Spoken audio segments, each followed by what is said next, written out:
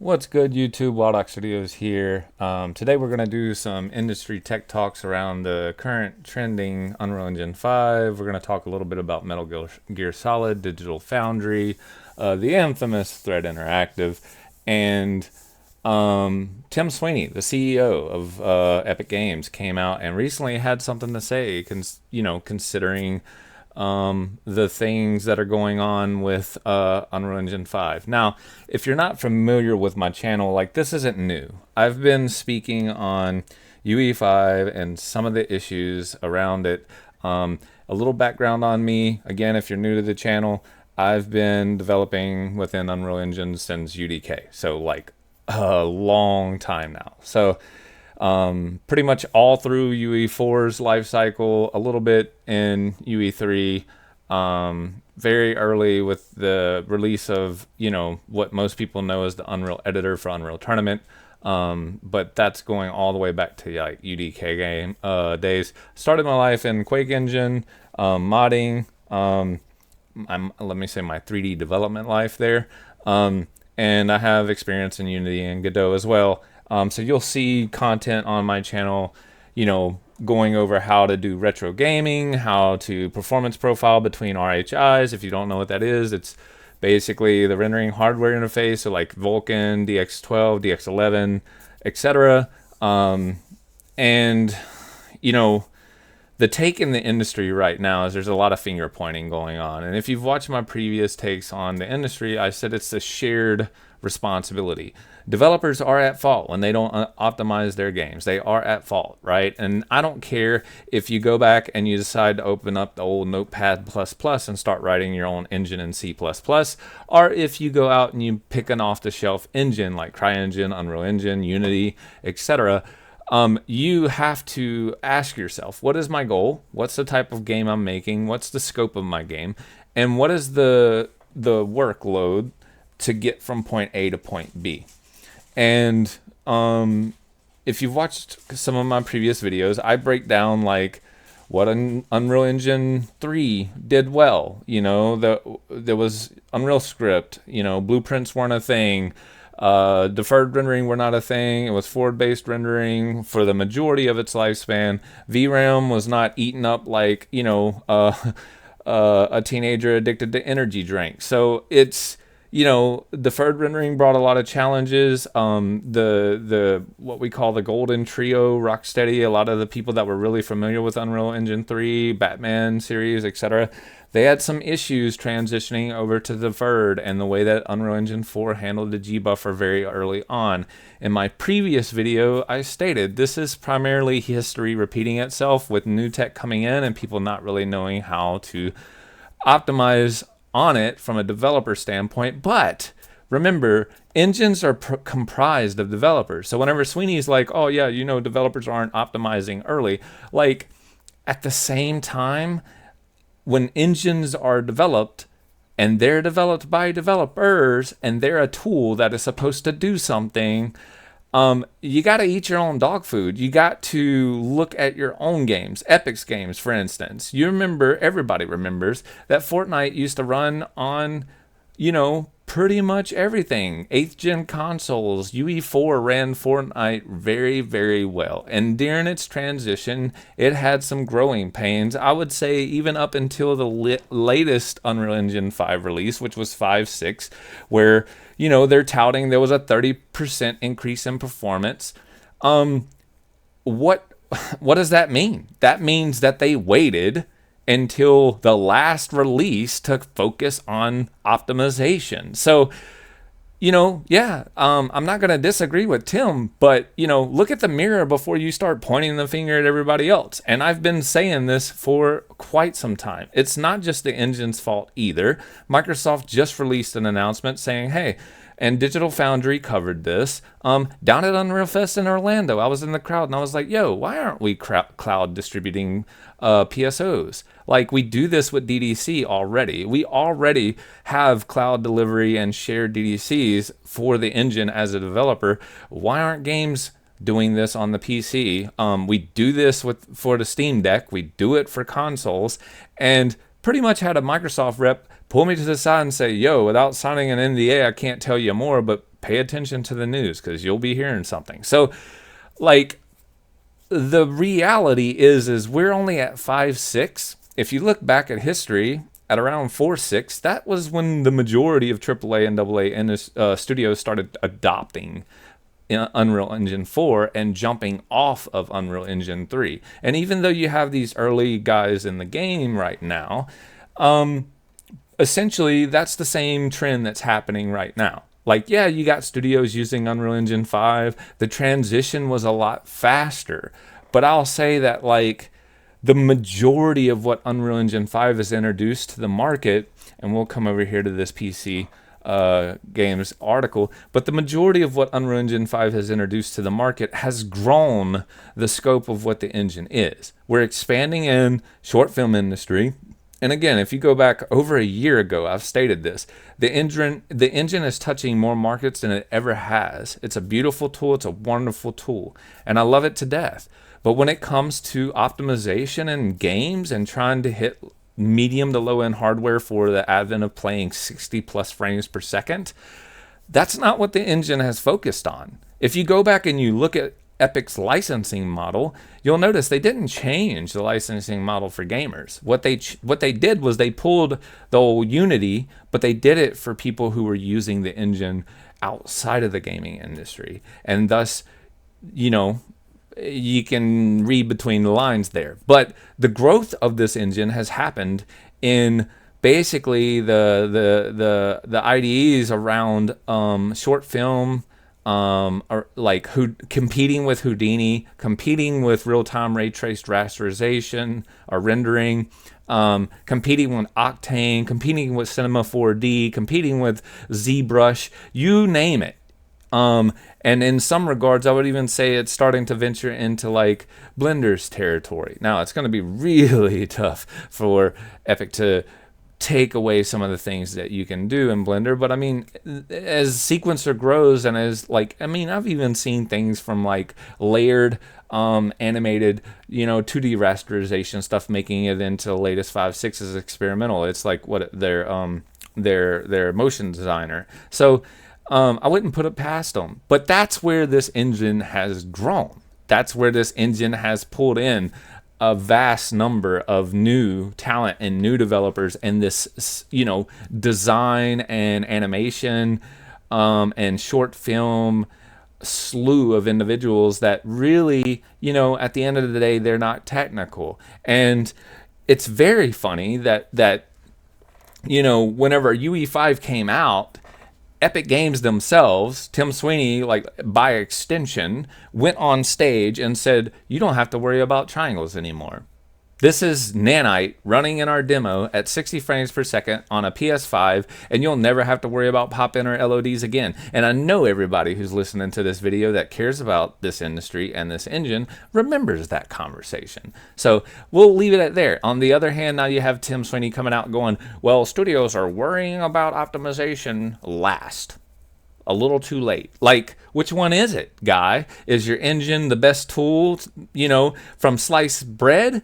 And you don't have to worry about optimization anymore, and you can just check a box? Or, did we really mess up and basically tailored the engine and flew too close to the sun, and now we're backing up going, okay, maybe we had it wrong. Maybe we were touting the wrong approach here. Or maybe those tools are amazing and they're just not purposely built for game development. And that's the thing that I've been saying for the longest, is game developers are feeling neglected. The tool set that this engine has provided to allow you to hit medium to low target tools. And for you guys that are not technical, if you go back and you look at the release notes for 5 all the way to 5.6, you will see things like pre-computed visibility broken, PSOs broken for DX12. They've been broken. They were patched in 5.5. Okay, so Aries done a talk on this. They go over traversal stutter. Digital Foundry's done a talk on this. Everyone's done a talk on this. And essentially, like all of the old school methods, light baking for world composition, which is now world partition, you couldn't do it anymore. Like basically the entire industry's been pushing you to go to ray tracing, and only 25% of the market even had ray traced cards at the beginning of last year or the year before that. Like, this engine has been tailored to not perform well. And it's not the games, it's not the developers, this is the engine. You can open the engine up, a blank scene, and I've done this in previous videos. I've compared it to Godot, I've compared it to Unreal Engine 4. You can take the same scene, go all the way back to Unreal Engine 4, export that same scene into UE5 and run it side by side on identical hardware, and UE5 will eat more memory, it will chew up more CPU cycles, and it will be heavier on your GPU. An opaque material with no changes, no normal maps, no reflections, side by side across both engines will chew up an extra 300 compute on the GPU for that material in UE5. It is what it is. It's just the truth. I hate to be that way. And this is coming from a person who loves UE5. I'm not bashing it, but when you love something, just like my children, you want the best for them. And you also got to call them out on their BS. And I'm sorry, but I'm calling Tim out on this BS. This is nonsense here. If you're going to throw developers under the bus, by the way, I just so happen to be one of those developers, then also state the truth here, Tim. You have 1.74 thousand PRs sitting against main right now, by the very developers that you're pointing the finger at, that you're saying is the problem, waiting on fixes to be pulled into main. This is, at the end of the day, a shared responsibility. And the engine itself does have issues. We cannot pretend like it doesn't. And these engineers that are supposedly stepping in to help out, I hope you got a buku buttload of money. You know, because at the end of the day, it is extremely hard to get support unless you're willing to come out of your pocketbook for it, or you are someone like CD Projekt Red that is like a marketing campaign for the engine itself. And I love those guys too. I met them at Unreal Fest, awesome people. But you know, it is a combination of both. Developers are being lazy, but at the same time, they've been told to be lazy. They have been told, use our tool. And it'll go, it's like you go out and you buy a Lambo. You expect it to be able to do a certain speed because it's a Lambo. You buy a Porsche, you expect it to be able to perform a certain way because it's a Porsche, right? This isn't like, if you go into UE4, you're like, this is what I expected to be able to do. It's UE4, right? But if you take the same engine, you take UE4 and you put it up against UE5 and you're like, okay, UE5 has just got added features, this, that, and the other. No, that's not true. They've ripped out a lot from UE5 because it technically is a different engine. One, it's true 64-bit. It's a double-based engine. So you can't really push to 32-bit devices anymore. So for one, that means your memory footprint's larger. And if you haven't already, by the way, I'm going to show you guys this video because I found it very, very intriguing. So there, I'm going to pause this. So this fella here, how bad is Unreal Engine 5? Budget Builds Official.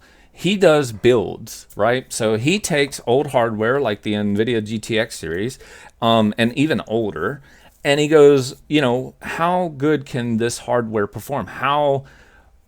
What can we do to optimize or configure an engine based on like their INI or their configs to get it to run on hardware that it wasn't intended for? At the end of the day, if you're a developer, you're an engineer, you understand the mechanics behind software at a fundamental level. You know what data types are. You know what a Boolean is. You know what a float is. You know what a numerator is. You know you probably don't write binary, but you understand the definition of the scope of every data type across hardware because you've been in this industry for a long time, and you know everything uses it. Storage mechanisms use it, SQL uses it, memory registers in all forms of languages, Pascal, COBOL, C++, C, they all use it. And once you understand the way that computers operate, you're like, okay, if my memory footprint is this big, this is how much I'm gonna churn that CPU every cycle. You understand the correlation between a piece of software's abilities and the hardware that it's calling on to do the work, right? It's the same thing with vehicles. I'll break this down really simple for you. You can't go out there and buy a Bug, a Volkswagen Beetle, and have it perform like a Lambo. You just can't. And it's the same thing between forward and deferred rendering, right? You have forward clustered rendering, which is optimized alighting pass versus traditional forward rendering. That thing is super, super fast because it's one base pass. That's all it is. Shove everything through on the base pass. It's ran mobile for the last decade. These things, engines, are very closely related to that. I said it 3 videos ago. Nanite and Lumen and DX12 are like an 18-wheeler. They're slow out of the gate. They don't travel very fast. But when you put a hell of a load on them, you throw a lot on that trailer, it's going to pull. That's the way that UE5 is. It's not slim. You can't scale it down very easily. And at the end of the day, it is just overall heavier than UE4 ever was. Like, that is just it. And it has not been at the engine level brought down to a place where it can run games and scale down to like 480p and look well and look good. It just can't. And this fella here, by the end of the video, he is doing just that. He's digging into the INIs. He's scaling the resolution down. He's turning off foliage. He's turning off, all of the LODs for the foliage. He is busting this engine down to resolutions that you haven't heard of since the Game Gear, right?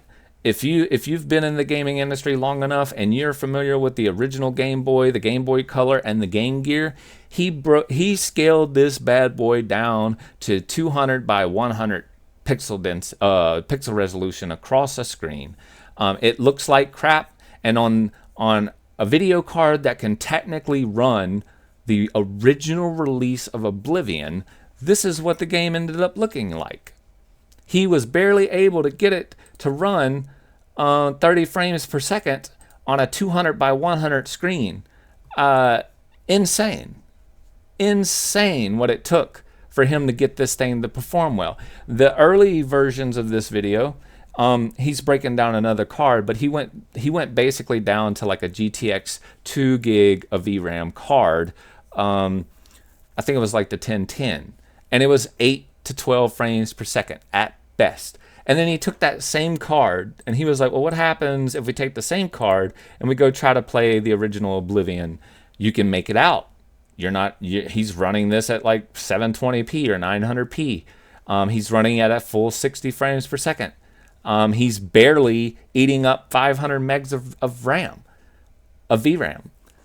So that is my point, right? Is that if you're going to talk stuff, if you're going to dig in and understand the way software requires something from a piece of hardware, you have to understand it at its fundamental level. You have to understand, where does CPU, GPU, and memory utilization take place? Why is it that they do what they do? And I'm going to be honest with you, the reason why UE5 is so heavy and this guy couldn't cut this out is because, one, this game uses Nanite. It doesn't use traditional LODs. There's a software rasterization pass happening on top of traditional rasterization. That's overhead. Two, CPU utilization, while improved in 5.6, this game didn't use 5.6. It used the 30% slower version of UE4, unless they've migrated it without making that announcement. But I'm pretty sure it's probably 5.4 or 5.5. Could be wrong there. If it is 5.6, shame on them, because this is ridiculous. And I mean, in my own video, I showed you guys in Forward Plus. I'm not even talking about deferred rendering, right? With Lumen and Nanite and all these bells and whistles. I mean, in Forward Plus, going to the old school rendering methodology, Godot ran at 1200 frames per second compared to Unreal Engine 4 now. 4, going back to UE4. And Forward Plus and UE4 doesn't even have the capabilities of Godot's Forward Plus render, which means you have sign distance field global illumination, you have SSR, you have things that just are not supported in Unreal Engine's forward renderer. You have better light cells and tiled light handling for shader computation for overlapping lights. And the list goes on and on and on. At the end of the day, the engine itself handles these things, right? This is an apples to apples thing. He's cutting down what the engine is actually having to chew on. And side by side between the original Oblivion engine and the UE5 version, the remaster of this game, the scalability was horrible. And don't take my word for it. Go watch this video. Take his word for it. This guy knows what he's doing. He's been doing this for a really long time, and he knows hardware, probably more so than I do. And I've been developing in this space, both software and games, for a very long time. But there's a talk coming up.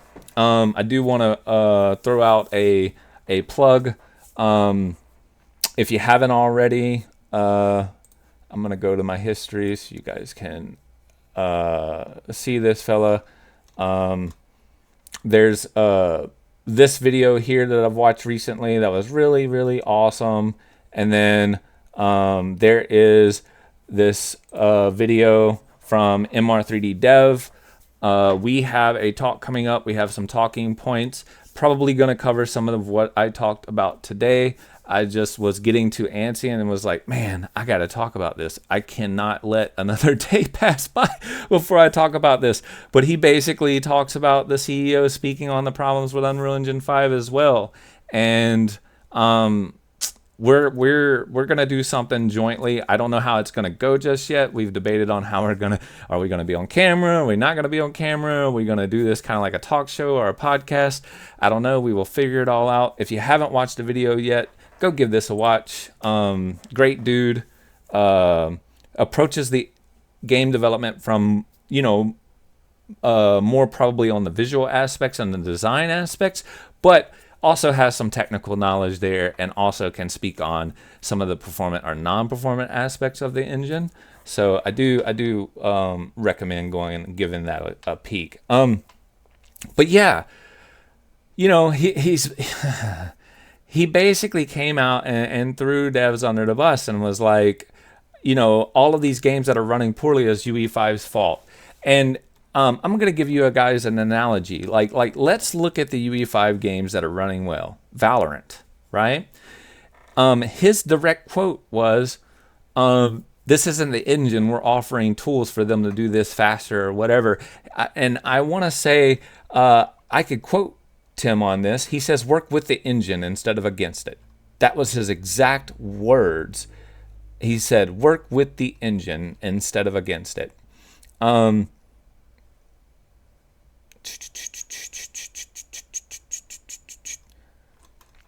me see. I'm going to find that thing because I have it stashed for you guys. Took a picture of it because it stood out to me so well or so much.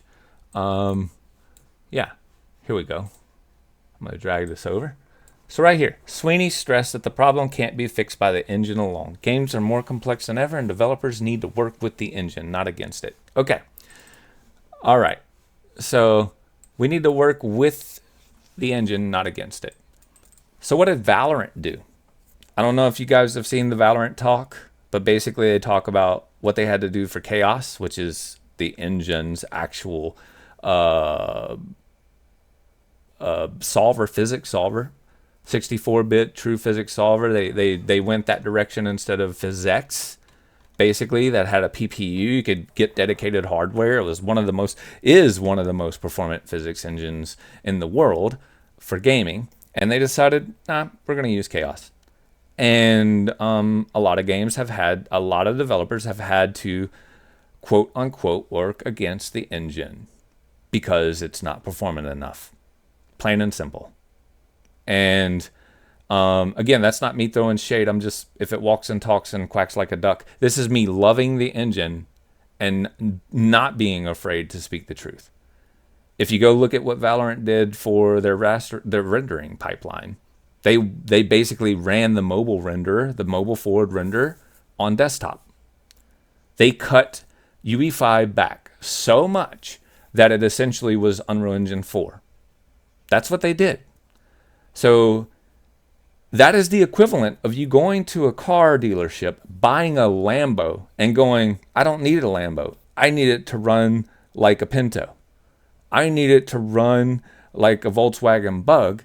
And then you throw everything away out of the Lambo, bring it to a machine shop, and mold it into that Bug. That's the equivalent of you going to the store and buying a knife whenever you really needed a screwdriver, taking it home, smelting it down, hammering it out, and making your screwdriver out of your knife. That is what is happening here. When devs say they are struggling with this engine, it is because a lot of the traditional means and methods of optimizing games have been thrown out, are broken, or have had problems in favor of pipelines that lend themselves to short film, animations, sequence cuts, and high-end rasterization paths like Lumen and Nanite. Things that are not technically designed to be performant on medium to small-end hardware for gaming. That is the truth. You go look at any other game that runs well. Go look at Expedition 33. Everybody's like, that runs great. Look at what it does. I mean, the background could essentially be a cube map, and the scenes that you fight in are very, very small in scope. We're not talking about an open world game here, right? And I do hope that The Witcher, which is going to be an open world game, which, by the way, they pretty much reworked the way that auto instancing works and made a plugin around it so that that game can run well. They redid the way that nanite foliage works, or came up with a new methodology called voxelized foliage, nanite voxelized foliage, just to deal with the shortcomings and the issues around mass materials in nanite and foliage. They reworked WPO for foliage. If you haven't seen those latest Epic talks, you need to go see them. 5.4.5.5 release talks on nanite optimization and talks about like building pieces of trees, highly modeled poly trees out of components, and building it up to satisfy nanite's shortcomings in the way that it deals with that. So, you know, we have Kill the Hitch going on right now. Good friend of mine, Ari. They care about optimization. They do care about performance. There are many engineers that are working with this engine, that love this engine, that knows that it can do better, and it will be better. Come 4.16, 4.20, 5.16, 5.20. Same thing with Unreal Engine 4. 4.17, 4.19, 4.24. Excellent engine versions. Excellent. 4.24 saw binary releases. And if you don't know what that means, it means developers went to the launcher, downloaded it, and didn't have to make a single source change and made it all the way to market. I was one of them. And I can't say the same thing about UE5. Since it's come out, I cannot say that I've put my finger on a version so solid I haven't had to cherry pick it, go out, pull from source, fix something in it myself. And that is me just being real and telling the truth. So anyway, I don't want to keep this video going on too long, but there's plenty of examples out there for games that run well. There's plenty of examples out there for UE5 games that I say that in a weird way. If you pit the ones that run well against the ones that don't run well, you pit the ones that perform amazingly and against the other ones. Ask yourself what they did. Did they work with the engine and what comes with the engine out of the box, or did they work against the engine and strip it down to basically not even being UE5 anymore and being closer to UE4? Because at the end of the day, the risk is if you stay with older engines, you're forced with a deprecation issue. Some of the online subsystems may not work anymore. Integration with Vivix and voice chat, third-party libraries may not work anymore. Hell, Google Play may not work anymore. Google's Play Store and AdMob and et cetera, et cetera, et cetera, et cetera. It's a never-ending story. I have a video coming up soon where I'll show that I went back and I integrated Meta's platform. You can today, because of an integration that I did on Git, and I'm going to share that in my next video, so stay tuned, looking out for that. You can today develop on the Quest standalone using Unreal Engine 4, built on a downstream build of Unreal Engine 4 427 Plus. Meta themselves don't even officially support this, but what that means for you is that post August 31st, when Google Play Store and Android themselves say targeting 35 is the way forward, everything else is going to be deprecated, like going back, and Meta eventually decides, okay, we're going to fall in line with this standard for Android, it means that Unreal Engine 4 isn't going to die for Meta platforms. It means that you will have a place, because of me being downstream from 427 Plus and pulling the Meta integration over to it, you'll have a place to continue developing Quest games on Unreal Engine 4. And that also means that you will be able to avoid some of this massive overhead requirement of UE5. If you've been developing in the Quest camp thus far, I feel your pain. Quest 3, not so bad. You can get it running well. Quest 2, yeah, it's like squeezing blood from a stone. It is very difficult to stay under the overhead requirements that headset needs to stay at 72 to 90 frames and deal with the overhead that UE5 brings to it. So anyway, remember to hit that like and subscribe button. If you haven't already, check out the Wild Ox Studios Discord. It'll be in the description. Patreon links are there. I do want to say thank you. I love you to all of the Patreon supporters. If you are in the Unreal Engine camp and you love this engine, so do I. I'm right there with you, man. I'm right there with you. I just cannot sit here and basically allow, or I don't even want to say allow, because it's not even up for me to be allow, but I can't sit here and take it whenever this is a business partnership.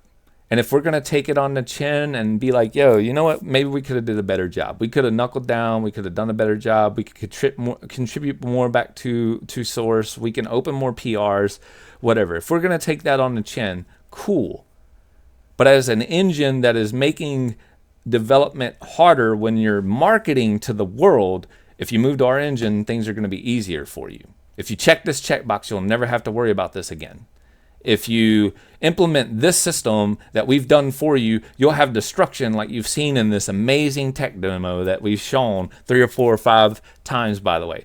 If everyone that's in this engine, that's been in this engine for 5 years now, can tell you if they go and try to run those demos on the latest engine version, there's problems. And don't trust my word for it. Look it up on YouTube. Go talk to people that have been working with this engine. Go to Epic's forums and look at what developers are saying. Anyway, hit that like and subscribe. Until next time, happy developing and toodles.